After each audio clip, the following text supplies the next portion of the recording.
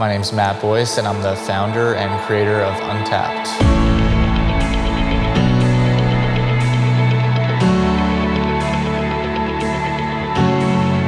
I started UnTapped for several reasons, but initially I wanted to take two separate ideas and two separate experiences in my life of being a part of a professional performance company and being a part of a professional nonprofit tap company. And I thought to myself, there's a way to do both. There's a way to make this where I can give back and teach kids like my nonprofit did that normally wouldn't have the chance to learn dance. At the same time, have a performance company. And I think I found a good medium with UnTapped. I've grown up dancing since I was 2 years old, and tap was always my favorite growing up, but I never saw it as a career. And I met Matt and was introduced to rhythm tap, which was like a whole other world. It was completely different. It was like a completely different style of dance, and that's when I really fell in love with it. Matt came up to me one day and said, "Hey, I'm gonna start a tap company. You wanna do this?" You know, had you asked me then, I would not have ever thought that it would become something this big or, you know, this big of a part of my life. Initially, when I had the idea, I had said it to my brother, who's now our CFO, and he said, you know, I have extra time and work. I can research what it takes to do a nonprofit. And for about 2 to 3 months straight, we went back and forth on emails and learning the business end and way to create a nonprofit from scratch and do it correctly. Because, you know, it's such a flaw for dancers. Unfortunately, most of us, not all of us, but most of us are just not good at business. That's just not. With the help of my brother, who could handle that end of things and filing and getting status from the state, you know, the state and the federal government. Without him, UnTapped would not exist. One last thing about creating the actual organization, and it still to this day is super important to who we are and what we are, and that's our mission statement. We included cultivating awareness, bringing tap to not only schools, but also to the community and as many people as we possibly could. We included as many of them in our mission statement as we could think of, and to this day, we still follow our mission statement and we do everything that we possibly can to make sure that we're fulfilling that in the eyes of the government. If you don't do that, you can't be a nonprofit. So that's kind of how it started, and we started having rehearsals, but they were more of just kind of hanging out, tapping together. At first, we didn't hold auditions. I struggled to find even 3 people to dance with that were, you know, adults who had either flexible hours or be willing to sacrifice their either days off or their nights off. At first, it was just like, let's hang out and tap. And then when we started getting serious about it, we were like, there's got to be more people. There has to be more people. We decided about now 3 years ago that we needed to hold professional auditions because, I mean, part of the reason why UnTapped was started is because there's nobody in this state or this area that does anything close to this. Okay, so it's audition day. Yeah, it's audition day. Basically, what we're doing here is the most important thing is for me. First, above anything, is the type of person that these auditioners are. I want to get to know them first and see what kind of person they are, because, like I've said before, you know, it takes a certain type of person, a certain amount of time and dedication, and I also want to see kind of how quickly they're going to pick up on choreography and stuff like that as far as dancing goes. But mostly as far as talent goes, I kind of look for potential over actual talent. So Savannah and Brett and I are going to do one-on-one interviews first with them, and then we're going to bring them all in and do some technique and do a little combo. So hopefully we get someone, at least one, maybe. It'd be nice. So, yeah. Say the number. We're going to say something good, bad about to go around. Okay. Each say what you think, what you liked, what you didn't like, and then we're gonna take a vote. And since there's 5 of us this year, this is easy. There won't be any, I won't have to break any ties. It's very similar to what I've seen, I can't even tell you how many times now here in the state, is that, you know, once she started doing the combo, she started slowly getting it, but when it came down to basic technique, she looked like, you know, like the technique of a 7 and 8 year old, which is like a trend here, but everyone stops their technique at like 8 years old. I feel like. The way She that had they're timing on her though. She I did didn't write that give down. off timing, Okay. which is something I did take note of. I'm just, yeah. But yeah, I did like the fact that she at least stayed on beat. I don't care if you can do real sweet improv. If you're ending on a 1 and a 3, it sucks. It's not okay. It's inexcusable. I'll say yes. Yes, for me. Yes, for me. That's sweet. For the workshop portion of our mission statement, it was like walking into the dark, not being from here. I had no connections, no school, so I had to have help from Savannah to say, okay, who do we need to talk to? And she was like, well, you gotta just talk to Chris and Pitts from North Little Rock.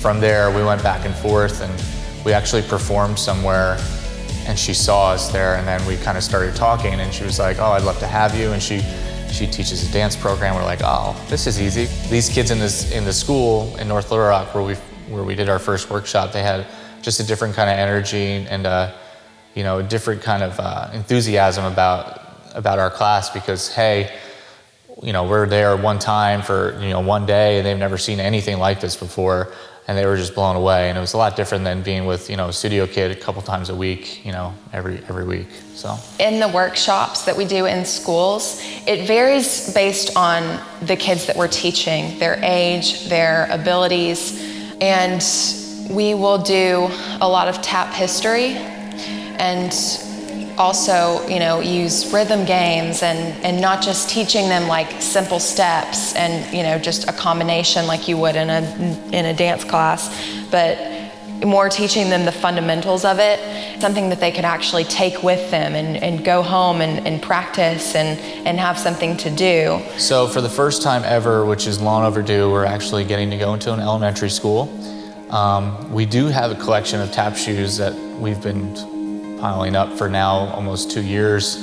We have actually spent some organization money to buy some new shoes, because I mean, a lot of them are kind of hand-me-downs and they're broke and we have to fix them, and they're missing screws or they're missing a tap or something like that. Unfortunately, we don't have 75 tap shoes for little third graders.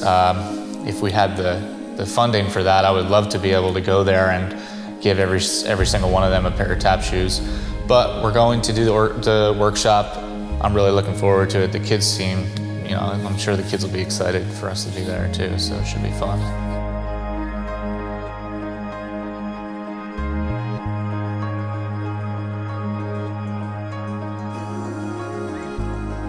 Okay, I'm calling a teacher right now to try to set up a workshop. She's with an elementary school here in town. Hi, this is Savannah Harrington with UnTapped. How are you doing? I'm great. Well, I'd like to talk to you about possibly setting up a workshop with your class. We'll kind of tailor it to the class and your curriculum that you already have. So being a music class, we'll do more of a musical style of a tap workshop. So we have a collection of shoes that have been mostly donated to us. We have a lot of sizes in like adults and like high school sizes, but we don't have as many in like kid sizes. Like for example, a few days back we had a workshop with about 70 kids all at once, and we didn't have 70 pairs of shoes obviously for them, so we had to kind of improvise there. So we will come in and we'll set up our kind of lesson plan and everything. All right, so that's perfect. So what we would do if we can get something set up with you is we would probably do we may be able to start with one class and then maybe come back and do the other two. We always have people that are available during the day. About half of us have normal daytime jobs, but the other half work at night. So we can always work these classes and these workshops out. So do you have a date coming up, maybe this month or next, that you think would work? We've wanted to introduce a youth ensemble program or just a youth program to this organization almost since the beginning. We wanted to target two separate groups of kids, one being studio kids from all over, and then another group of kids being kids who would never get to take dance class if it was not free to them. I'd say my favorite thing about coming to the ensemble practices is just being with people who share this similar passion as me of tap dancing. Getting to be with my friends and doing what I love, just tap. I get to learn, and also I get to focus strictly on tap for a consistent amount of time. Something I get from the youth ensemble that I might not get anywhere else is this style of tap, because I grew up doing more of a Broadway style of tap, so it's nice to get to branch out and do something that I usually don't get to do. I love performing with the youth ensemble, honestly. It's better than competition, I think, because it lets me sort of let go more. You get to just have fun and not worry about what judges think of you. You just get to be yourself. Our dancers, like I said before, dedicate countless hours to a show. I would love to have them full-time and this be their job. Unfortunately, we just don't have the funding right now to do that. One of them's, we have several moms and several dance teachers that work, 3 to 10, 3 to 9, whatever it is every day, and then have to rehearse several hours afterwards because the other half of my company has normal hour jobs like, speech pathologist, Air Force. I taught dance when I was younger, and then I went to college and all that, and then I came back and I had children, I got married, had kids, and they wanted to dance. I wanted them to dance, so they started dancing where I grew up dancing. Love you. Bye. Okay, bye. All right. So I'm a speech pathologist.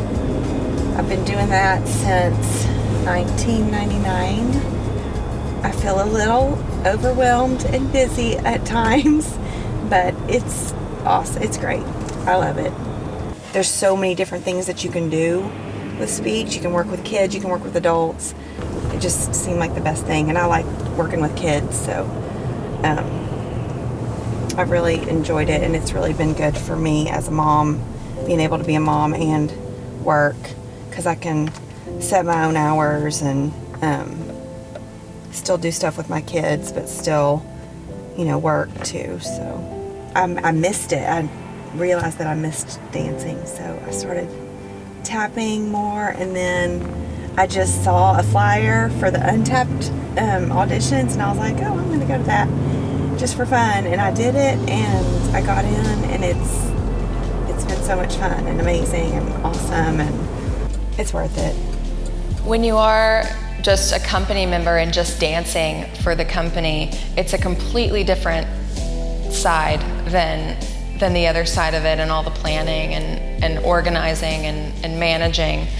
I get to do what I love every day, and in rehearsals or in performances, whatever it is, I get to go and tap and actually make a career out of that, which is something that I never thought I would be able to say. But the other side of it is you're running a nonprofit organization, which it may seem pretty self-sustaining, but there's a lot that goes into it. And if one day went by without us doing something for it, then it wouldn't succeed. It wouldn't grow. As important as these shows are to our organization and our mission statement, I don't want to solely have to rely on doing shows to operate as an organization for funding wise. When we receive donations, as an organization, we won't have to worry about where we're going to find money to do our next show, because in reality it costs money. to put on a production. It costs money to put on a show, and for people to come out and spend money to see a live tap show, I wouldn't want to give them anything less than professional or the best thing that we could possibly do. Our next show that we're preparing for is going to be even bigger and better than our last year's show. I think that people are going to be really blown away by the production, by the dancers, and even the venue that we're at. It's going to be awesome. It's going to be spectacular. The most rewarding part of being involved in this organization is getting to teach the workshops, and mostly getting to teach the kids who haven't taken tap before or would never get to take dance in their lives.